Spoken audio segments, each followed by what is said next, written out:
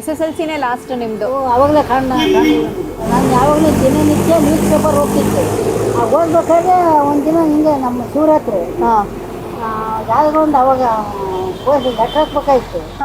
Letter ಬರೆದು ಹಾಕಿದ್ದ ಬರೋಕರ ನಡ್ಕೊಂಬರೋಕರ ಕವಿಗೆ ಬಿಸಾಕ್ದಂಗೆ ಆಯಿತು. ನಾನು ಕವಿಗೆ ಬಿಸಾಕ್ ಒಂದು ತಿಂಗಳು ನನಗೆ ಕಣ್ಕೊಂಡಂಗೆ. ಆಮೇಲೆ ನಾನು ರೈಲಿ ಬೀಳಕ್ಕೆ ಹೋಗಿದ್ದೆ. ನಿಮಗೆ ಯಾವತ್ತಾದ್ರೂ ಕಣ್ಣಿಲ್ಲ ನನಗೆ ಇರಬೇಕಿತ್ತು ಅಂತ ಯಾವ ಥರ ಅನಿಸಿದ್ಯಾ? ಈಗಿಂತ ನೋಡಿದ್ರೆ ಹಿಂಗಿರೋದೇ ಬೆಟ್ರು ಅನಿಸ್ತು. ಆರಾಮ ನಮ್ಮ ಪಾಡಿ ದೇವ್ರು ಇದ್ದಂಗೆ ಇರ್ಬೋದು.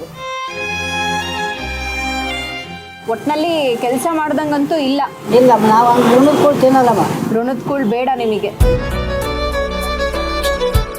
ನಮ್ಮಮ್ಮ ವಯಸ್ಸಾಗೈತೆ ಪಾಪ, ಅವ್ರು ಸಾಕೊಂಡು ಏನು ಸಾಕ್ತಾರೆ? ನಿಜ. ನಾವು ಯಾರು ಒಂದು ರೂಪಾಯಿ ಕೊಡೋ ಅಂತಲೂ ಕೇಳಲ್ಲ.